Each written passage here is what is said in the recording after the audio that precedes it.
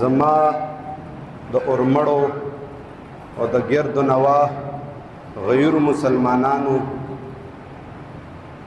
د کم آیت مبارکه چې ما ستاسو وړاندې ولوستلو دا د سورت مائده آیت نمبر 33 ده. الله جل شانه چې قرآن کله محمد مصطفی صلی الله علیه وسلم ته ورکولو نو د دې وجوهاتو دا بغیر د څه وجې نه محمد مصطفی ته نه دی ورکړی شوی. وجوهات خو ډېر دي خو مونږ به داسې یو څو ووایو دومره وي چې ذهن هم پې کولاو شي. قرآن نه مخکې په معاشره کې هر باطل قوت ډېر په زور او شور سره و.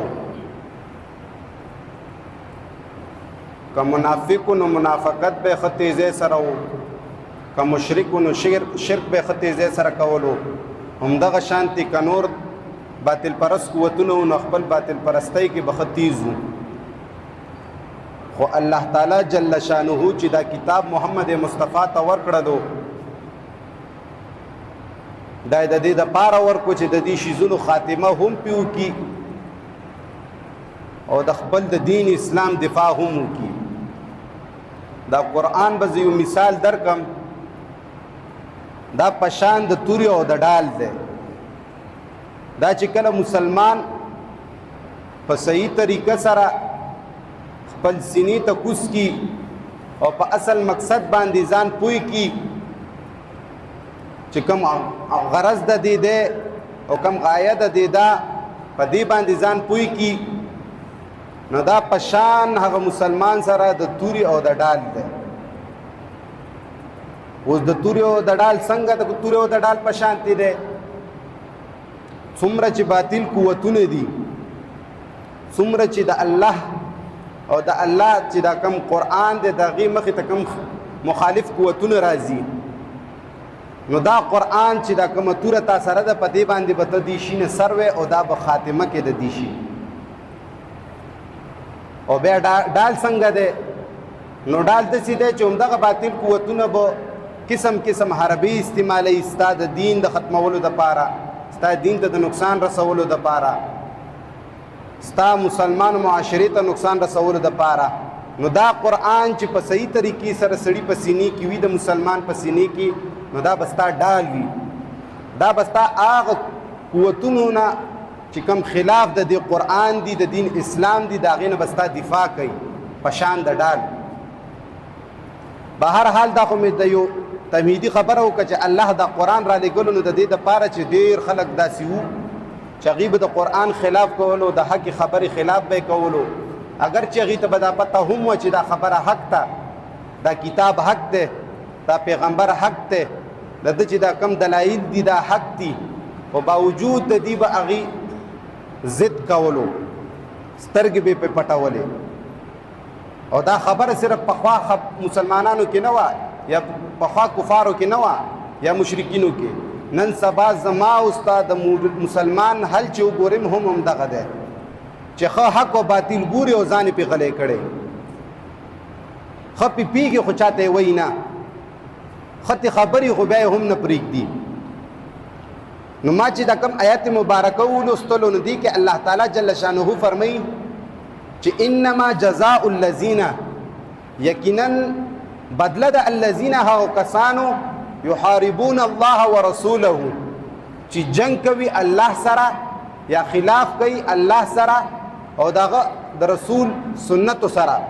هغه چې کم دینی شریعت راوړی دی هغې سره چې څوک خلاف کوي او جنگ کوي. یحاربون نه مراد جنگ کول دي. نو مسلمانانو په دې وی خبرې باندې ځان پوه کړي چې الله تعالی سره جنگ کول ممکن نه محال دي. دلته کې چې الله تعالی جل شانه وایي چې هغه کسان د هغې بدله ده چې کم کسان جنگ کوي. نو تاسو نه تپوس کوم الله سره څوک جنگ کوی شي؟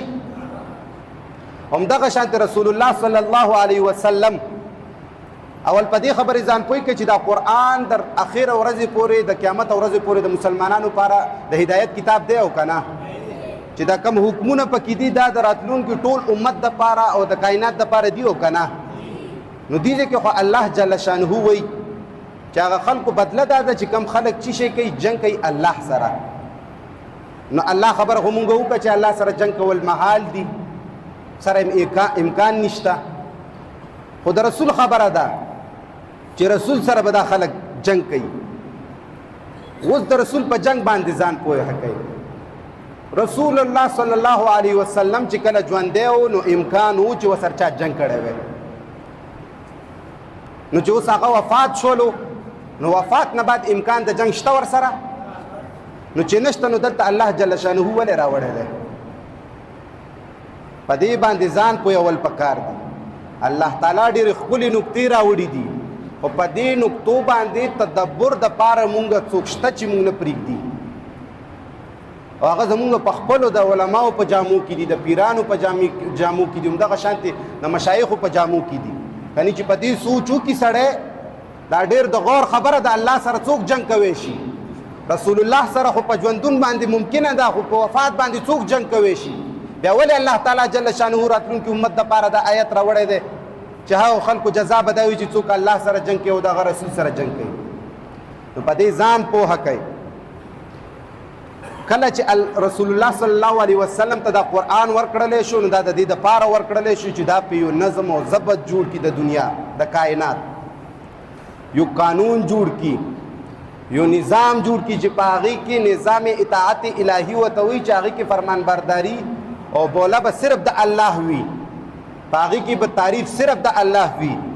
بلندي به پکې صرف د الله وي فیصله به صرف د الله وي بیانیږي به د الله کتاب خبره چې کوي سړی د الله د کتاب نه به کوي کم قانون چې لاګو کوي د الله د کتاب نه به لاګو کوي نو چې محمد مصطفی صلی الله علیه وسلم ته ورکو هغه کوشش وکړي هغه جهادونه وکړو هغه چې کومه ده هغه وینه باطله چې کومه رکاوټ راتلو د اسلامي نظام په قایمولو کې د هغې سرې ووالو مقابله یې وکړه نو الله تعالی جل شانه هغه حکم چې کوم قرآن کې را لېږلی و نو هغې دپاره سیستم جوړ کړو ترتیب یې جوړ کړو چې دا لاګو شي نو دا به هله کېږي چې کله مخالف قوت سره مقابله وشي نو رسول الله په خپل زندګۍ باندې هغه خلکو ته شکست ورکړو او د دې قرآن د فیصلې دپاره ترتیب جوړ کړو اوس هغه ترتیب خو د پیغمبر علیه الصلاة والسلام په ژوندون باندې پیغمبر علیه السلام دفاع هم کوله او چلول هم په هغې کې د الله فیصله به هم کوله د هغه د حکمونو دعوت به هم چلولو خو چې اوس هغه وفات شو دا چا ته پاتې شوه دا مونږ او تاسو ته پاتې شوه دا راتلونکي چې څومره خلک دي کائنات کې د هغې ته پاتې شوه نو اوس مونږ له پکار ده چې هغه د پیغمبر لاره اختیار کو د باطلو قوتونو مقابله وکړو او دې د الله حکم دپاره دا ترتیب جوړ کړو دا سیستم جوړ کړو نو چې کله مونږ دا سیستم جوړ کړو نو دا چې څومره حکمونه دي د الله تعالی دا به مونږ لاګو کړو هر سړی به د الله د قانون مطابق چلیږي هر سړی به د الله د قانون مطابق فیصله کوي هر سړی چې کم کردار او گفتار لري هغه د قرآن مطابق لري ولې چې قانون به معاشره کې د اسلام قانون به په معاشره کې د دین قانون به په معاشره کې د قرآن وي د الله هغه قانون به چې کم قانون یې را لېږلی د پیغمبر ته او اوس مونږ ته پیغمبر پرېښی دی بهرحال دا خبره ما تمهیدي کوله چې الله تعالی خو دا قانون پیغمبر ته ورکو اوس پیغمبر مونږ ته پرېښوستلو اوس به مونږ دا کوشش او منډه ترړه کوو چې دا قانون دپاره ترتیب جوړ کړو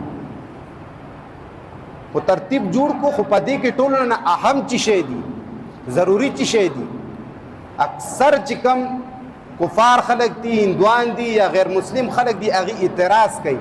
ما ډېر انټروی داسې لیدلي دي چې په هغې کې باقاعده هندوان اعتراض کوي چې د دې الله خو حکم کوي چې تاسو وینه تویه کوئ داسې وکئ داسې وکئ دا څه نظام دی چې پکې وینه تویږي خو افسوس چې دا قرآن د هغې غوږونو ته او ذهنونو ته په صحیح طریقو سره تللی چې داسې نه دي ویلي چې صرف وینه تویوه دا وینه ولې تویوه او تر کم وخته پورې تویوه او د چا چا تویوه او انشاءالله په دې آیات کې به د هغې وضاحت وشي چې دا وینه به د چا چا تویوه الله تعالی داسې نظام جوړ کړی دی چې دې کې په باطله طریقه باندې د چا هم وینه تویول چې کومه ده اسلام کې نشته.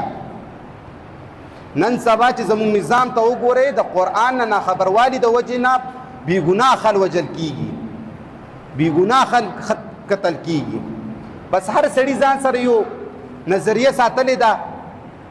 چې یو ملا دی بس تدبر یې کړی دی په قرآن باندې، هغوی یو عقیده نظریه جوړه کړې ده، هغه یو ذهن ته ورچولې ده، بس هغه ذهن په هغې کې ګرفتار دی،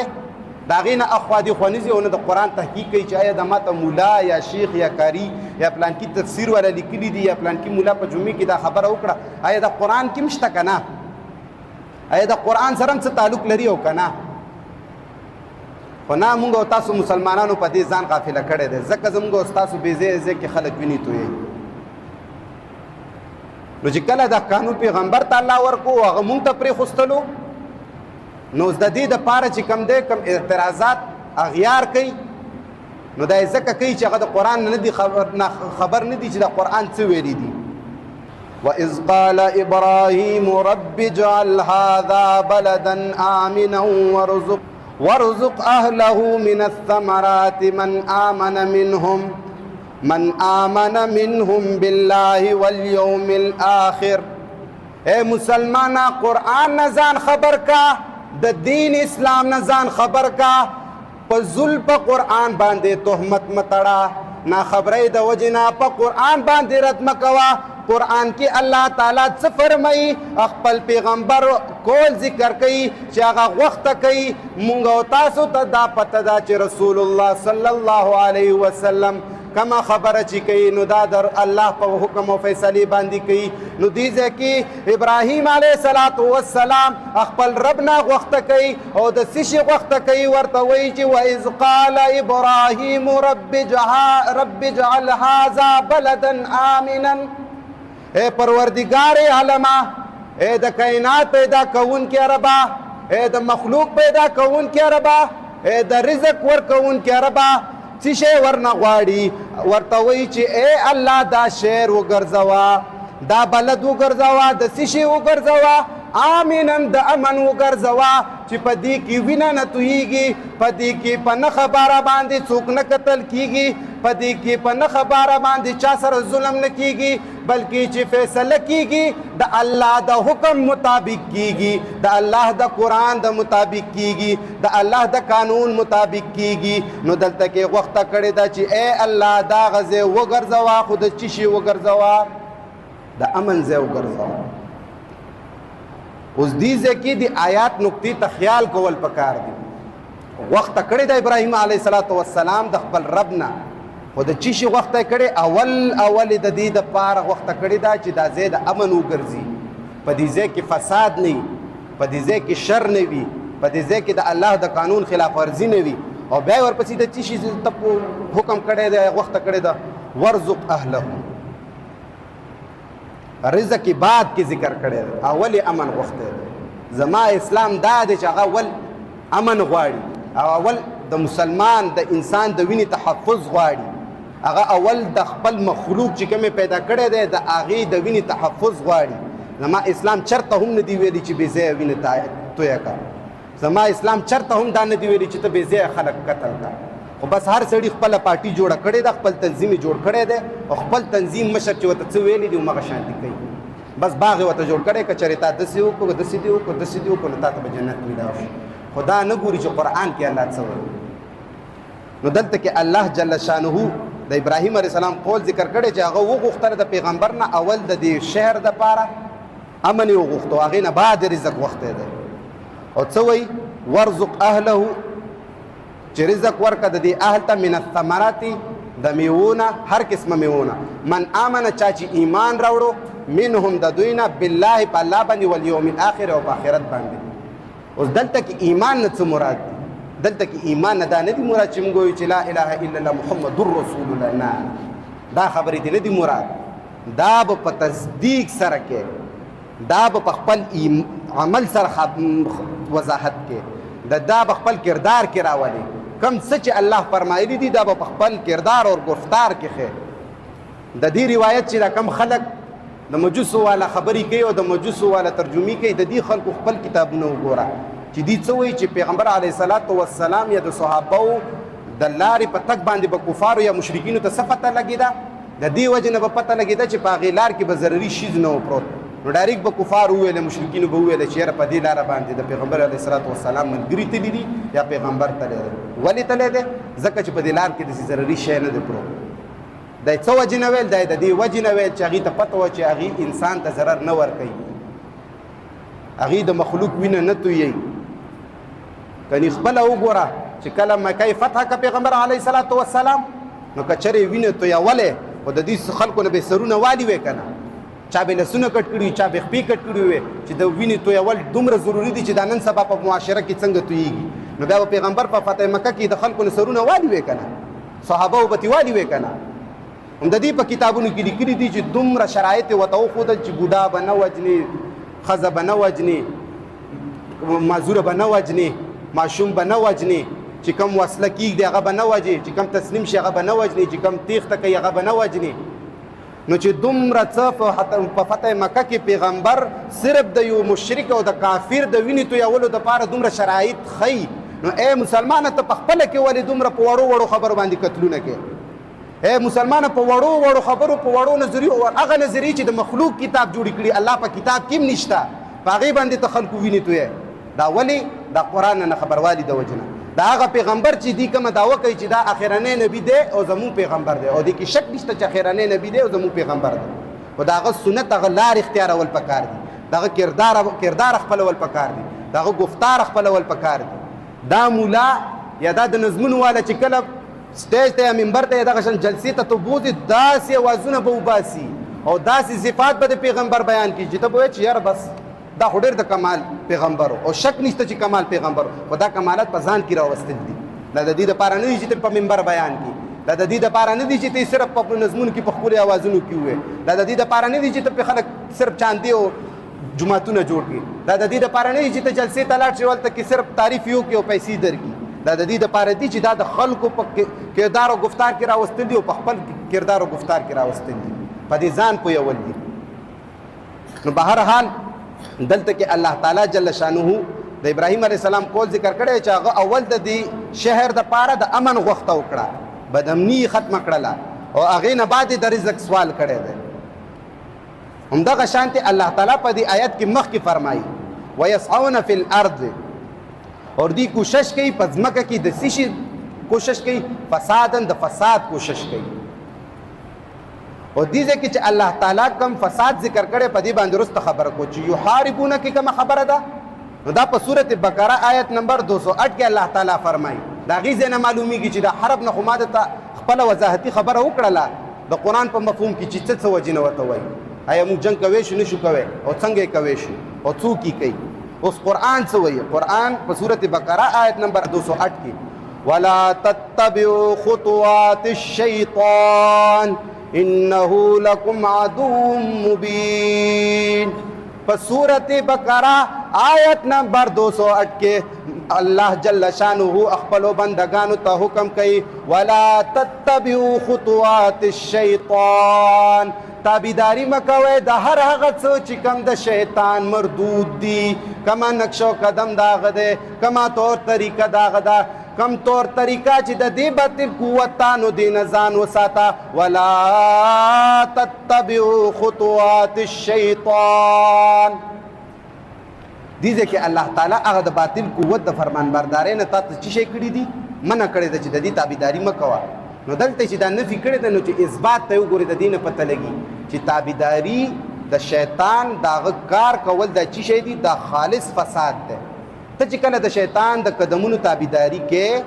نو هغه به تا ته آلریډي د قرآن خلاف خبر درکوي، دا باطل قوت به تا آلریډي د قرآن نافرمانۍ ته تړي، دا چرې هم تا چې کوم دی د خیر خبرې ته او د الله کلام ته کینی، دا به همیشه دپاره تا ته د الله د قانون خلاف ورزي ځای ښیي، تا ته به هغه لار ښیي چې کومه د الله د قانون خلاف وي. نو دې کې ښکاره الله تعالی بیا دا هم ویلي چې انه لکم عدو مبین، یقینا دا شیطان چې کوم دی د تاسو لپاره ښکاره دشمن دی،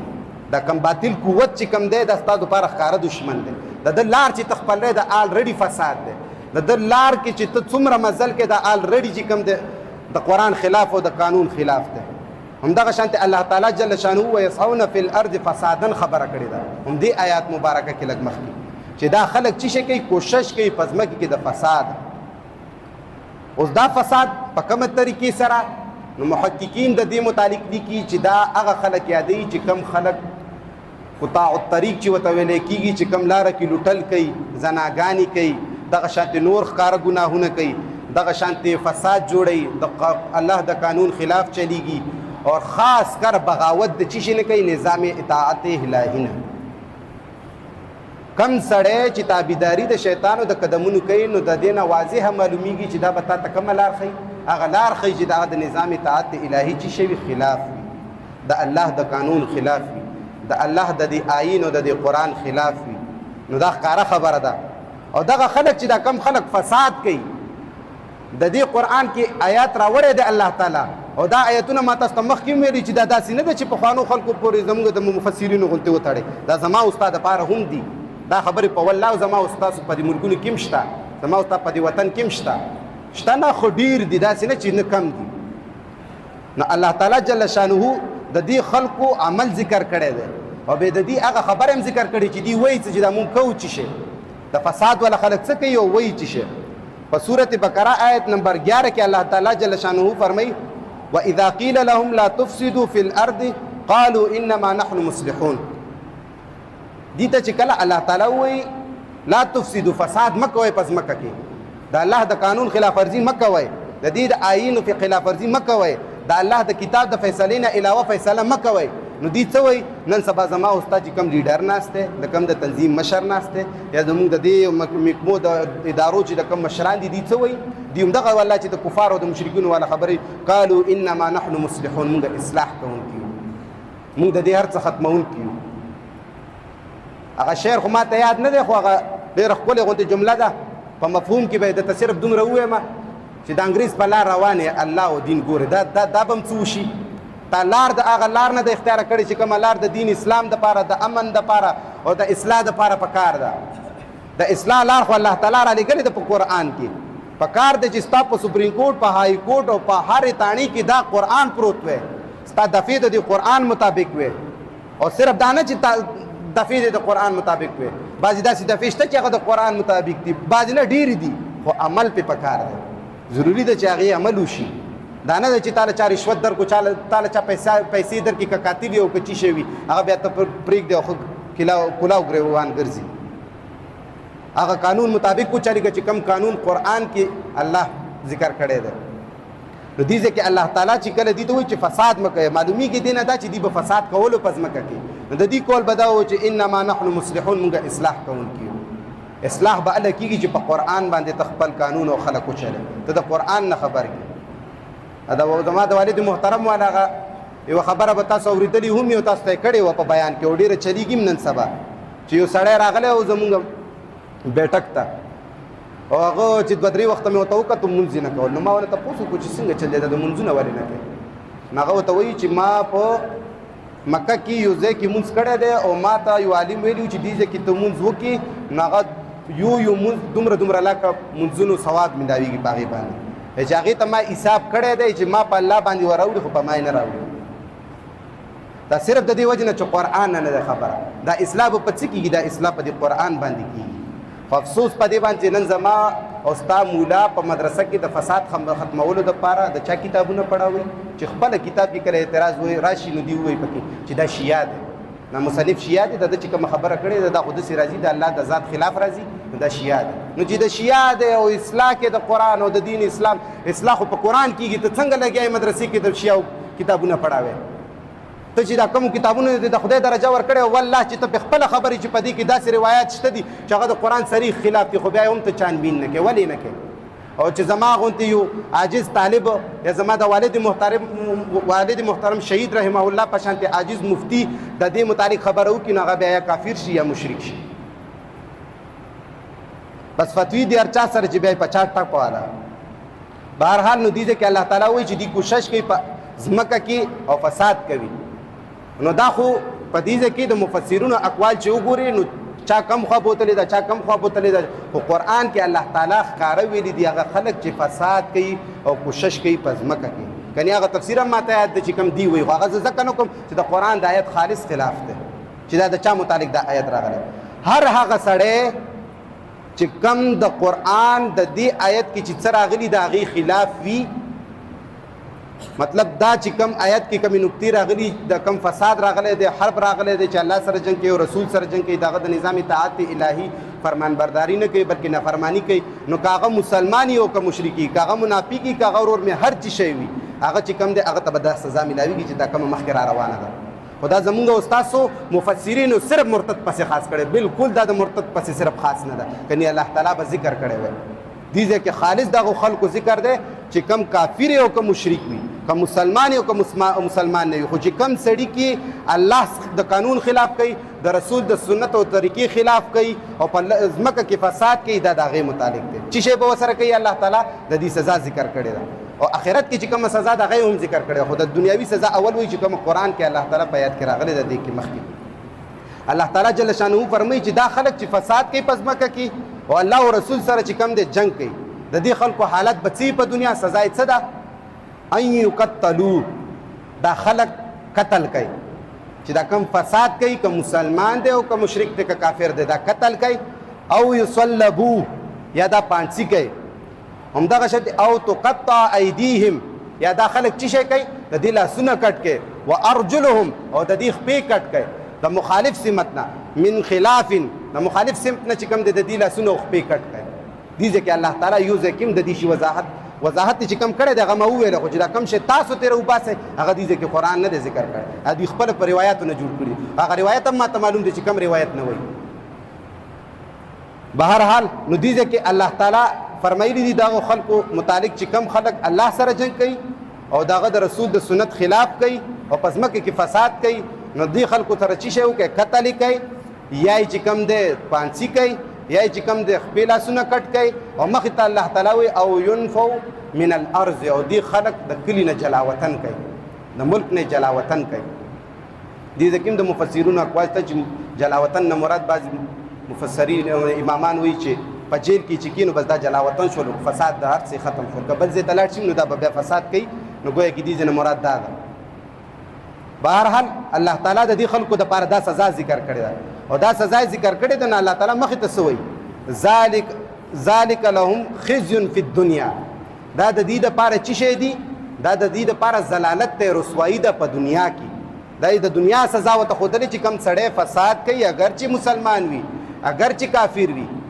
اگر چې د الله داویدار وي چې هغه وایي چې زه الله منم او رسول منم او قرآن خو چې فساد کوي هغې سره به دغه سزاګانې الله وایي چې ورکوئ او دا سزاګانې به ورکوي څوک په دې هم چې ځان پوه کړي دا چې دا نن سبا کم خلک داویدار د دین اسلام دي چې وایي چې مونږ دا کار ځکه کوو دا خپې لاسونه یې ځکه کټ کوو یا چې کوم دی وجنو یې ځکه یا دغه شانتې پانسي کوو ځکه چې مونږ د دین اسلام مطابق چلیږو دین اسلام مطابق به تعالی وچلیږي چې ستا اسمبلی کې ستا په های کورټ کې ستا په سپریم کورټ کې د الله قانون پروت وي کتاب پروت وي هغې نه بعد ته سرونه نه خدای که چې ستې کټ کې کټ کوه خو چې ته خو کله امیر المؤمنین خو شي که نه ته خو چې کله قاضي خو شي که نه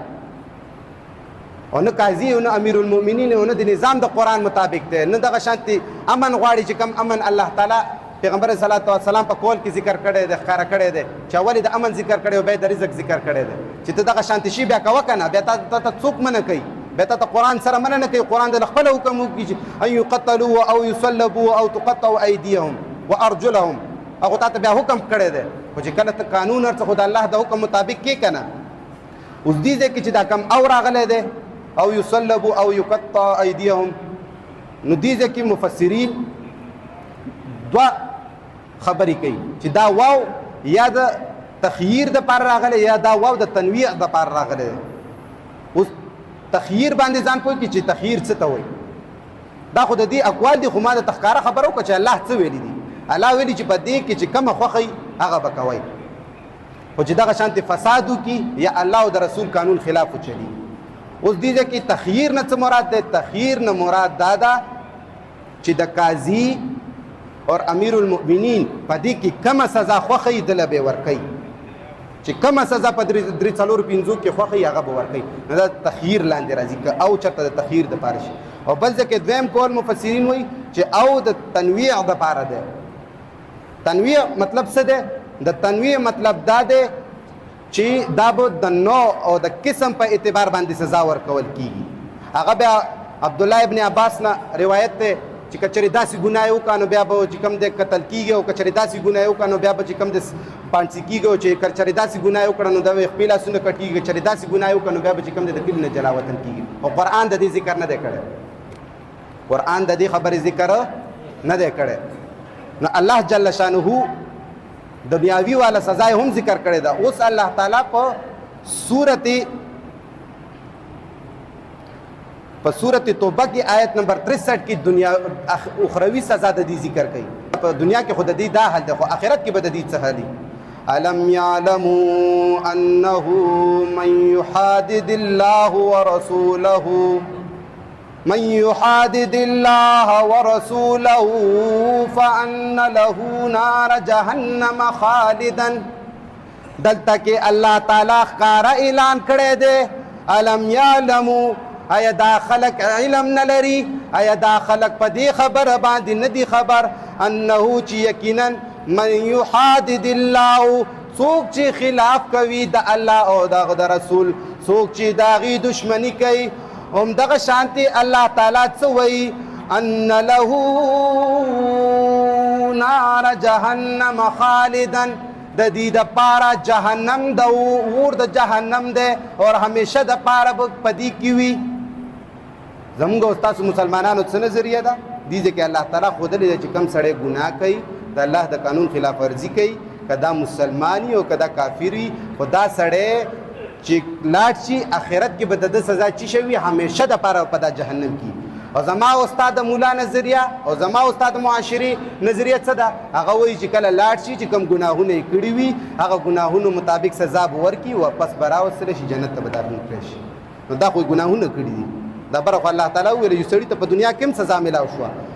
یو قتل کړلی شو، یا چې کوم د پانسی کړلی شو، یا چې کوم د خپل لاسونه یې کټ کړلی شو، یا چې کوم د جلا وطن کړلی شو. نو چې په دنیا الله دومره غټه سزا ورته مقرره کړې، نو هغې سړي له خو بیا په کار ده چې زموږ د ذهن مطابق چې بیا خو په آخرت کې ورسره چې کوم دی رعایت کړی وی که نه. نو څه وایي الله تعالی؟ الله تعالی وایي چې کوم سړی چې خلاف د رسول الله صلی الله علیه وسلم د سنتو کوي او د الله د قانون کوي، د الله د کتاب کوي، نو دا خلک به چی شی وي؟ نار جهنم خالدا، همیشه د پاره بدی په جهنم کې وي، همیشه د پاره. او زموږ استاد نظریه بس الله دې معاف کړي په دې خبرو باندې. همدغه شانتي په سورت مجادله کې 20 نمبر آیات کې هم الله تعالی وایي ان الذين يحادون الله ورسوله اولئك في الاذلين. دې ځکه الله تعالی بیا خو وینا کړې د هغو خلکو دپاره چې کم خلق د رسول الله او د الله د قانون خلاف ورزي وکړي، دا خلکو دپاره به ضلالت وي. او دا ضلالت ما تاسو ته قرآن د آیاتونو په رڼا کې ښکاره کړلو چې دا ضلالت به په آخرت کې هم وي او دا ضلالت به په دنیا کې هم وي. دا نظریه جب کې کېږدوئ چې کم سړی دا وایي چې سزا د ګناه مطابق به سزا میلاو شي او بیا به چې کم د جنت ته راوړلی شي. په دې خبرو کې چې دا نن سبا زما استا امی پاسی یا زه پاسم یا دغه شانتې دنیا کائنات کې مسلمانان دي چې هغه پاسی ګناه کوي، نو د هغه هم دغه سوچ چې زه دا ګناه وکړم، ما ته پته ده چې دا هغه به زه مونځ وکړم یا به دغه شانتې نور عبادات وکړم، په هغې کې به معاف شي. د ذرې ذرې حساب به الله کوي او د دې ذرې ذرې حساب به چې کوم دی کچری دی الله تعالی هغه لار اختیار کړي چې کومه لار الله تعالی د دې معاف کولو دپاره پیدا کړې، دا لار نه چې دا ته راپاسېږي وتو چې استغفر الله او پلان کې توبه وباسې او د آیت الکرسي ووایي، هغې نه بعد دعا وکړي چې الله ما معاف کړي، ما نه غلطي وشوه. دا لارې نه چې قرآن کومه لاره ذکر کړې ده هغه لار اختیارول پکار دی. نو بیا امکان شته چې تا الله تعالی معاف کړي، خو دې نه علاوه سوچ هم ونه کړي همدغه خالدین فیها ولا حالات به یې همدغه همیشه دپاره به ذلیله وي. بهرحال هم دې ځای کې الله تعالی لهم فی الاخرة عذاب عظیم، د دې عذاب عظیم وضاحت ما تاسو له په دې 2 آیاتونو کې وکړلو. اوس د دې خلکو د خلاصېدو څه لار شته؟ آیا قرآن د دې څه حق حال ذکر کړی دی؟ فساد هم وکړي، دا کارونه هم وکړي، نو الله تعالی څه چانس او څه اختیار ورکړی دی، څه اوپشن یې ورته پرېښی دی؟ نو هغه الله تعالی مخې ته هم دې آیت کې فرمایي الا الذین تابوا، مگر هغه کسان تابو چې توبه وباسي. اے مسلمانه دا هغه توبه نه ده چې کومه توبه ما وته وایي چې استغفر الله استغفر یا الله ما خو ډېره غټه ګناه وکړه یا الله ته معاف کړي، دا چې کومه توبه ده دا په بل آیت کې ده ان شاء الله د دې وضاحت هم دله کوم. الله ښکاره کړې ده چې دا توبه په کومه طریقه باندې. په سورۃ نساء کې الله تعالی په آیت نمبر 146 کې فرمایي الا الذين تابوا واصلحوا. الله ښکاره کړې ده الا الذين مگر هغه کسان تابو چې توبه وباسي واصلحوا او بیا اصلاح وکړي د خپل نفس، د خپل د هغه ګناه اصلاح وکړي. خو د دې ګناه اصلاح به څنګه کیږي؟ د توبې نه مراد څه شی دی؟ نو دا به په هغه لغت کې مونږ ګورو یا به په هغه معاشره کې یا په هغه چې کوم لغت کې قرآن نازل شوی دی هغه خلکو نه به تپوس کوي چې د دې توبې نه څه مراد دی. الله تعالی خو وضاحت کړی واصلحوا، اصلاح یې وکړ. او نور وضاحت به څنګه کوو؟ د توبه توبتون چې کوم لفظ دی دا په لغتو کې وګورئ چې کوم لغتو کې قرآن نازل شوی دی. دا د لغت حواله هم در کوم او قرآن کې خو الله ښکاره کړی چې واصلحوا چې اصلاح وشي. توبه به وباسي خو په داسې طریقې سره مثال کې طور باندې تا یوه لار اختیاره کړې ده یو ځای ته، مثال کې طور باندې کراچۍ ته ځي او تا لار اختیاره کړې ده چې زه ځمه روان یم او روان چې کوم دی د افغانستان په لاره روان او ځي چی شي ته کراچۍ ته، مثال کې طور باندې غلطه لار دې اختیاره کړې ده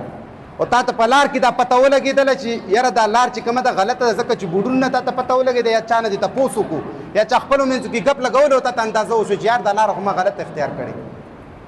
نو اوس دې ځای کې چې د غلطه لار اختیار کا نو ستا د خپل ذهن مطابق ته چی شی کې را واپسي کې هغه ګاډي نه کوزېږي بل ګاډي کې کینې چې کوم واپسي کوي د کراچۍ نه افغانستان سایډ ته. همدغه شانتي چې کله تا ته په توبې کې اندازه وشو چې دا ګناه ده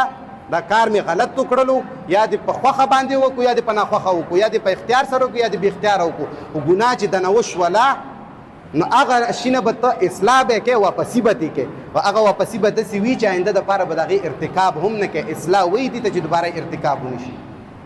دا نه ده چې ته یې کوه او بیا استغفار وباسه، ته یې کوه بیا استغفار وباسه. دا زموږ تاسو مولیانو دا خبرې جوړې کړي دي. قرآن خبره مې دله وکړه چې قرآن صفا ویلی چې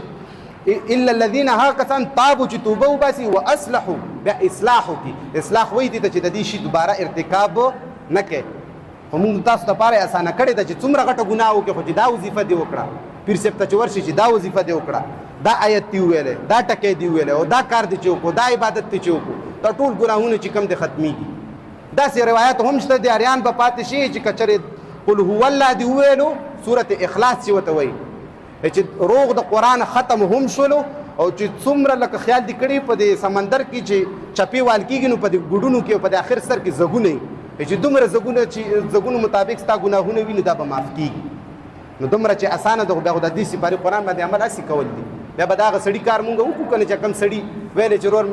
ما حساب لګولی دی کېدای شي په الله مې ور واوړي په ما یې روانه وړي. زما او ستا مولا مونږ سره دا ګوتې کړي دي او دا نه چې نا خبره ده. قرآن ترجمه چې ته کوې په دا لفظي ترجمو کې تا ته پته لګي. ته ولې د مفسرینو خبرې منې؟ ته ولې چې کوم دی د هغو اکابرو خبرې منې چې په کتابونو کې داسې خبرې لیکلي دي چې زما پلار به کولې او باقاعده به تا د هغې متعلق پرتوګي ورته جوړولې چې هغه به یې رد کولو د هغه به تاله نشاندهي کوله چې دا وګوره ستا دا کتاب داسې لیکلي ستا دا کتاب داسې لیکلي دي نو ولې به دې ورته پرتوګي جوړولې؟ صفا ولې اعلان نه کوې چې دا خلک زموږ خلک نه دي ځکه چې قرآن خلاف یې کړی دی. څو وخته مخکې چې هغه یو عالم بیان کړی و چې یوسف علیه السلام چې کله داسې کار وشولو نو بیا یې داسې په خره باندې پور کړو نعوذ بالله نعوذ بالله او بیا یې مخ پې تور کړل او بیا یې دغه شانتې په کوڅو کې وګرځولو د مصر په کوڅو کې.